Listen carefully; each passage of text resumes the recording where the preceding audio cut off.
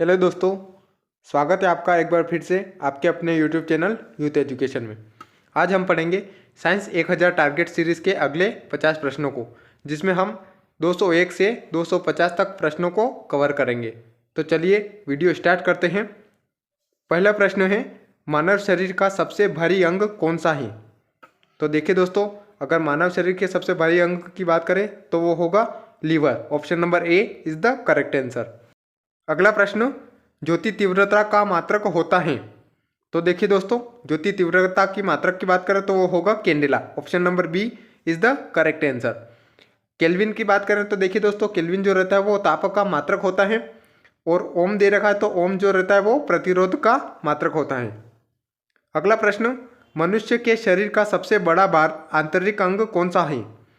तो देखिए दोस्तों, मनुष्य के शरीर का सबसे अगर आंतरिक अंग की बात करें तो सबसे बड़ा अंग हो जाएगा ऑप्शन नंबर ए लीवर। अगला प्रश्न है, ऊर्जा का मात्रक क्या होता है? तो देखिए दोस्तों, ऊर्जा का मात्रक जो होता है वो होता है joule. Option number C is the correct answer. Ohm जो रहता है वो प्रतिरोध का मात्रक होता है। हेनरी जो रहता है वो प्रेरकत्व का मात्रक होता है। अगला प्रश्न, मनुष्य में कितनी जोड़ी पसलियां पाई जाती हैं? तो देखिए दोस्तों, मनुष्य में जो रहती है वो 12 जोड़ी पसलियां पाई जाती हैं। अगर बात करें तो वो टोटल पसलियां जो रहती है वो 24 पसलियां होती हैं। अगला प्रश्न, 1 किलोवाट घंटा कितने जूल के बराबर होता है?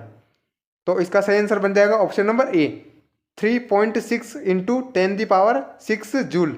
वो 1 किलोवाट घंटा के बराबर होता है। अगला प्रश्न, मानव शरीर में सबसे मजबूत मांसपेशी कौन सी पाई जाती है? तो देखिए दोस्तों, मानव शरीर में अगर सबसे मजबूत मांसपेशी की बात करें तो वो रहती है मासेटर। Option number C is the correct answer. अगर बात करें स्टेपेडिस मांसपेशी तो जो वो रहती है वो कान में रहती हैं। सार्टोरियस जो पेशी रहती है वो पैरों में रहती हैं, और मासेटर पेशी की बात करें तो वो अपने जबड़ों में पाई जाती हैं। अगला प्रश्न, चुंबकीय प्रेरण का मात्रक क्या होता है? तो देखिए दोस्तों, चुंबकीय प्रेरण का जो मात्रक रहता है वो रहता है weber. Option number C is the correct answer. अगर बात करें टेस्ला की तो टेस्ला जो रहता है वो चुंबकीय क्षेत्र की तीव्रता का मात्रक होता है, और हेनरी आपको पता ही है कि प्रेरकत्व का जो मात्रक होता है। अब अगला प्रश्न, मूत्र किस कारण से दुर्गंध देता है? तो देखिए दोस्तों, मूत्र जो रहता है वो यूरिया के कारण दुर्गंध देता है। ऑप्शन नंबर बी अपना सही हो जाएगा। बात करें मूत्र के पीएच मान की तो वो होता है 4.6 से 8.0 तक। अब अगला प्रश्न, पास्कल किसकी इकाई होती है? तो देखिए दोस्तों, पास्कल जो रहती है वो दाब की इकाई होती है, यानी कि दाब का एसआई मात्रक पास्कल होती है। तरंग दैर्ध्य का एसआई की मात्रक की बात करें तो वो होता है मीटर। अगर ताप के एसआई की मात्रक करें तो वो होता है केल्विन। अब अगला प्रश्न, सामान्य मनुष्य का रक्तचाप कितना होता है? तो देखिए दोस्तों, सामान्य मनुष्य के रक्तचाप की बात करें तो वो होगा ऑप्शन नंबर डी 120/80 मिलीमीटर। आपको यहाँ पर कंफ्यूज नहीं होना है। यहाँ पर कंफ्यूज लोग होते हैं कि 80/120 कर लेते हैं, तो वो नहीं होना है, 120/80 मिलीमीटर होता है। अब अगला प्रश्न, लंबाई का ऐसा मात्रक क्या होता है? तो लंबाई का ऐसा मात्रक जो होता है वो होता है मीटर। ऑप्शन नंबर ए अपना सही आंसर हो जाएगा। अगर हम बात करें एम्पियर की तो वो विद्युत धारा का मात्रक होता है, और अगर सेकंड की बात करें तो वो समय का मात्रक होता है, और केल्विन आपको पता ही है कि ताप का मात्रक होता है, इससे पहले अपनों ने देखा था। अब अगला प्रश्न, मस्तिष्क का वजन कितना होता है? तो देखिए दोस्तों, मस्तिष्क के वजन जो होता है वो होता है 1350 से 1400 ग्राम। ऑप्शन नंबर डी अपना सही हो जाएगा। अगला प्रश्न, द्रव्यमान का एसआई मात्रक क्या होता है? तो द्रव्यमान का एसआई मात्रक जो होता है वो होता है kilogram. Option number B is the correct answer. Gram की बात करें तो ग्राम जो रहता है वो द्रव्यमान की मीट्रिक इकाई प्रणाली की एक इकाई होती है, और केल्विन आपको पता ही है दोस्तों कि केल्विन जो रहता है वो ताप का एसआई मात्रक होता है। अब अगला प्रश्न, मानव खोपड़ी में कितनी हड्डियां होती हैं? तो मानव खोपड़ी में 28 हड्डियां होती है। ऑप्शन नंबर ए अपना सही हो जाएगा। अगला प्रश्न, समय का एसआई मात्रक क्या होता है? तो देखिए दोस्तों, समय का एसआई मात्रक जो रहता है वो सेकंड रहता है। ऑप्शन नंबर सी अपना सही हो जाएगा। केल्विन आपको पता ही है कि ताप का एसआई मात्रक होता है। कैंडेला जो रहता है वो ज्योति तीव्रता का मात्रक होता है, और मोल की बात करें तो वो पदार्थ की मात्रक होता है। अगला प्रश्न, किस रुधिर वर्ग में कोई एंटीजन नहीं पाया जाता है? तो देखिए दोस्तों, एंटीजन जो रहता है वो ओ रुधिर वर्ग में नहीं पाया जाता है। ऑप्शन नंबर डी अपना सही हो जाएगा। इसमें जो रहता है वो एंटीबॉडी पाई जाती हैं। बात करें ए बी की, तो ए बी में जो रहेगा वो एंटीबॉडी नहीं पाई जाती है, इसमें एंटीजन पाया जाता है। अब अगला प्रश्न, रक्त के शुद्धिकरण की प्रक्रिया को क्या कहते हैं? तो रक्त के शुद्धिकरण की प्रक्रिया को डायलिसिस कहते हैं। ठीक है। अगर प्रोथ्रोम्बिन प्रक्रिया की बात करें तो प्रोथ्रोम्बिन जो रहता है वो एक प्रोटीन रहता है जो कि यकृत द्वारा निर्मित होता है और यह रक्त के थक्के जमने में मदद करता है। हीमोग्लोबिन की बात करें तो हीमोग्लोबिन जो रहता है वो रक्त में रहता है, ये भी एक प्रोटीन ही होता है जो कि ऑक्सीजन के परिवहन करता है। इसके अलावा CO2 को जो फेफड़ों में पहुंचाता है और उससे बाहर निकालता है। अगर हिपेरिन की बात करें तो वो एक पदार्थ, ये भी एक पदार्थ रहता है जो कि रक्त के थक्के को ब्लड में जमने से रोकता है, यानी कि ब्लड में रक्त के थक्के को जमने से रोकता है हिपेरिन। ठीक है। अब अगला प्रश्न, निम्नलिखित में रासायनिक कौन सा है? तो देखिए दोस्तों, रासायनिक तत्व पूछा है इसने, तो अमोनिया जो रहता है वो रासायनिक तत्व रहता है। अमोनिया जो रहता है वो हाइड्रोजन और नाइट्रोजन का मिश्रण होता है। बाकी वायु, ऑक्सीजन और पारा ये तीनों ही रासायनिक तत्व नहीं रहती। अब अगला प्रश्न, सबसे पहले इलेक्ट्रॉन के आवेश का सफलतापूर्वक निर्धारण किसने किया था?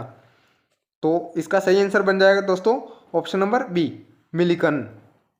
अगला प्रश्न, किसी न्यूक्लियर में कोई द्रव्यमान और कोई आवेश नहीं होता किंतु प्रचक्रण होता है।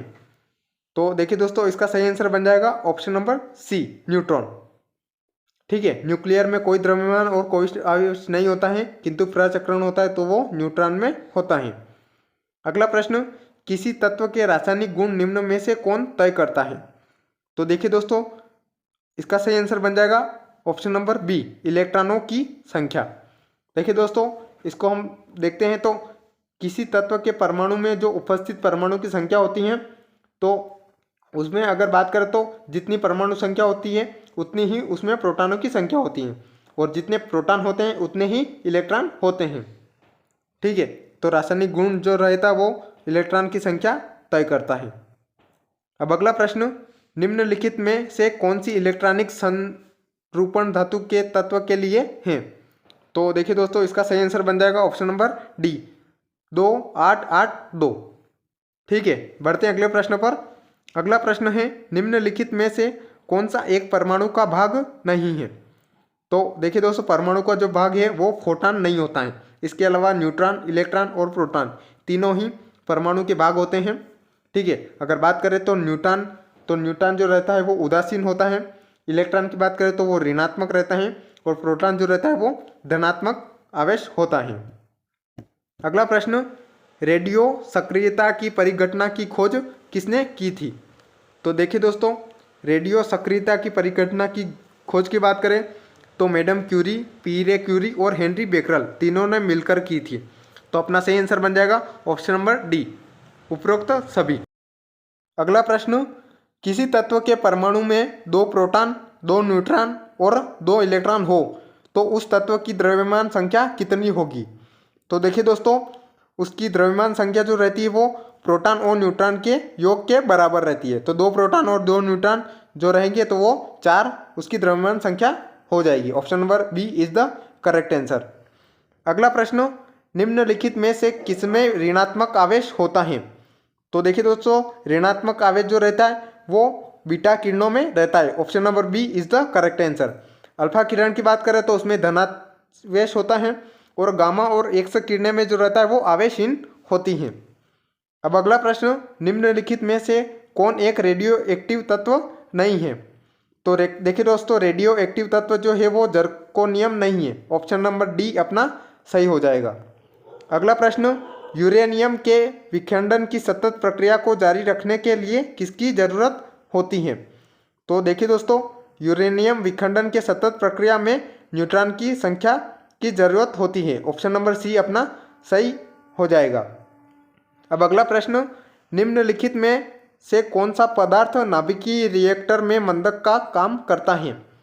तो इसका सही आंसर हो जाएगा दोस्तों ऑप्शन नंबर डी, भारी जल। भारी जल जो रहता है वो D2O रहता है, यानी कि ड्यूटेरियम ऑक्साइड रहता है। बढ़ते हैं अगले प्रश्न पर। अगला प्रश्न है कौन सा ऊतक हड्डी को मांसपेशी से जोड़ता है। तो देखिए दोस्तों, हड्डी को मांसपेशी से जो रहता है वो टेंडन जोड़ता है। अगर बात करें लिगामेंट की तो लिगामेंट हड्डी को हड्डी से जोड़ता है। अब अगला प्रश्न, समय का एसआई मात्रक क्या होता है। तो समय का एसआई मात्रक जो रहता है वो सेकंड रहता है। ऑप्शन नंबर सी अपना सही हो जाएगा। कैंडेला का अगर बात करें तो वो ज्योति तीव्रता का मात्रक होता है। केल्विन आपको पता ही होगा कि ताप का एसआई मात्रक होता है। और मोल जो रहता है वो पदार्थ की मात्रा का रहता है।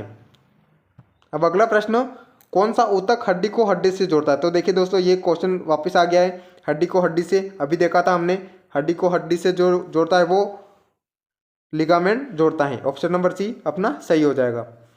अगला प्रश्न, समतल कोण का एसआई मात्रक क्या होता है। तो देखिए दोस्तों, समतल कोण का एसआई मात्रक जो रहता है वो रहता है रेडियन। ऑप्शन नंबर बी अपना सही हो जाएगा। बात करें कैंडेला की तो ज्योति तीव्रता रहेगा। स्टेरेडियन की बात करें तो वो घन कोण का एसआई मात्रक होता है। और केल्विन आपको पता ही होगी कि ताप का एसआई मात्रक होता है।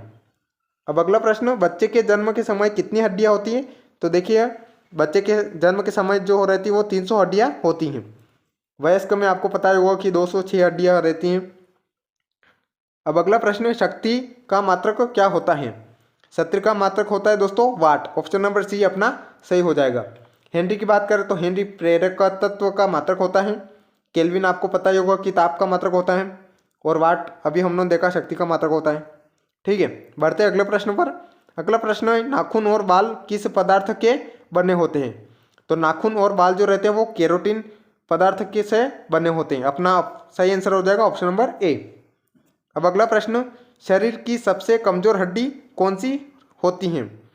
तो शरीर की सबसे कमजोर हड्डी जो रहती है वो रहती है रीढ़ की हड्डी। Option number C is the correct answer. अगला प्रश्न, पदार्थ का परमाणु सिद्धांत किस वैज्ञानिक ने दिया था। तो परमाणु सिद्धांत जो दिया था वो दिया था डाल्टन ने। Option number A is the correct answer. Newton की बात करें तो न्यूटन ने गति के नियम दिए थे। मैक्सवेल ने जो रहते वो विद्युत चुंबकीय तरंगों का सिद्धांत दिया था। ठीक है, बढ़ते हैं अगले प्रश्न पर। अगला प्रश्न है, फ्लोरोसेंट लैंप में चौक के उपयोग का मुख्य उद्देश्य क्या होता है। तो फ्लोरोसेंट जो लैंप होता है उसमें चौक का जो उपयोग रहता है वो रहता है विद्युत धारा के प्रवाह को कम करना। Option number A is the correct answer. अगला प्रश्न, रेडियो एक्टिविता के दौरान निम्न में से किन किरणों का उत्सर्जन नहीं होता। तो देखिए दोस्तों, रेडियो एक्टिविता के दौरान जो रहता है वो अल्फा किरणें, बीटा किरणें और गामा किरणें तीनों किरणों का उत्सर्जन होता है। और कैथोड किरणों का उत्सर्जन नहीं होगा। ऑप्शन नंबर डी अपना सही आंसर हो जाएगा। अगला प्रश्न, सूर्य और तारों पर ऊर्जा का स्रोत क्या होता है। तो सूर्य और तारों पर ऊर्जा का स्रोत की बात करें तो वो हो जाएगा हाइड्रोजन का हीलियम में परिवर्तन। Option number A is the correct answer. अगला प्रश्न, किसी तत्व के परमाणु क्रमांक समान हो परंतु परमाणु भार भिन्न भिन्न होते हैं तो उसे क्या कहते हैं। तो देखिए दोस्तों, उसे जो कहते हैं वो समस्थानिक कहते हैं। अगर बात करें इंग्लिश में तो इंग्लिश में समस्थानिक को आइसोटोप्स कहते हैं। तो अपना सही आंसर बन जाएगा उपयुक्त दोनों। Option number C is the correct answer. अगला प्रश्न, बर्फ का गलनांक केल्विन में कितने डिग्री के बराबर होता है। तो देखिए दोस्तों, बर्फ के गलनांक की बात करें तो वो केल्विन में मेजर करते हैं तो वो करते हैं 273 kelvin. Option number C is the correct answer. अगर बात करें फ़ारेनहाइट में तो फ़ारेनहाइट में बर्फ का गलनांक होता है दोस्तों 32 डिग्री फ़ारेनहाइट। डिग्री की बात करें तो 0 डिग्री सेंटीग्रेड में बर्फ का गलनांक होता है। अब अगला प्रश्न, मनुष्य के रक्त में कितने समूह होते हैं। तो देखिए दोस्तों, ये तो आप सभी को पता होगा कि मनुष्य के रक्त जो रहती है वो 4 समूह के रहते हैं। ए, बी, ए बी और ओ, ये 4 रक्त समूह मनुष्य में पाए जाते हैं। अगला प्रश्न, एंटीजन कितने प्रकार के होते हैं। तो देखिए दोस्तों, एंटीजन जो रहते हैं वो 2 प्रकार के रहते हैं। ऑप्शन नंबर बी अपना सही हो जाएगा। बढ़ते हैं अगले प्रश्न पर। अगला प्रश्न है, एक नॉटिकल मील में कितने किलोमीटर होते हैं। तो देखिए दोस्तों, एक नॉटिकल मील में बात करें तो वो लगभग 1800 मीटर के बराबर होते हैं। Option number A is the correct answer हो जाएगा 1852 मीटर, यानी कि 1.852 किलोमीटर। अगला प्रश्न, एक मील में कितने किलोमीटर होते हैं। तो देखिए दोस्तों, ये आपको ध्यान रखना है, एक नॉटिकल मील में कितना डिफरेंट होता है और एक मील में कितना होता है। तो अगर एक मील की बात करें तो 1600 मीटर के बराबर होता है, यानी 1.60934। Option number C is the correct answer हो जाएगा। अगला प्रश्न, मानव शरीर में रक्त में सबसे छोटी WBC कौन सी होती हैं? तो मानव शरीर के रक्त में जो सबसे छोटी WBC होती है वो होती हैं lymphocyte. Option number D is the correct answer. अगर बात करें सबसे बड़ी WBC की तो वो होती है मोनोसाइट। ठीक है, बढ़ते हैं अगले प्रश्न पर। अगला प्रश्न है, रोगों से लड़ने की प्रतिरोध क्षमता कौन प्रदान करता है? तो देखिए दोस्तों, रोगों से लड़ने में प्रतिरोधक क्षमता जो रहती है वो WBC और ल्यूकोसाइट दोनों ही यूज़ करते हैं। WBC का ही एक इंग्लिश नाम है ल्यूकोसाइट। ठीक है, तो सही आंसर इसका हो जाएगा उपयुक्त दोनों। Option number C is the correct answer. तो देखिए दोस्तों, आज का वीडियो यहीं पर समाप्त होता है। अगर वीडियो अच्छी लगे तो लाइक करें, कमेंट करें और अपने फ्रेंड्स के साथ ज़रूर शेयर करें। ठीक है, मिलते हैं अगले वीडियो में। तब तक के लिए जय हिंद, जय भारत।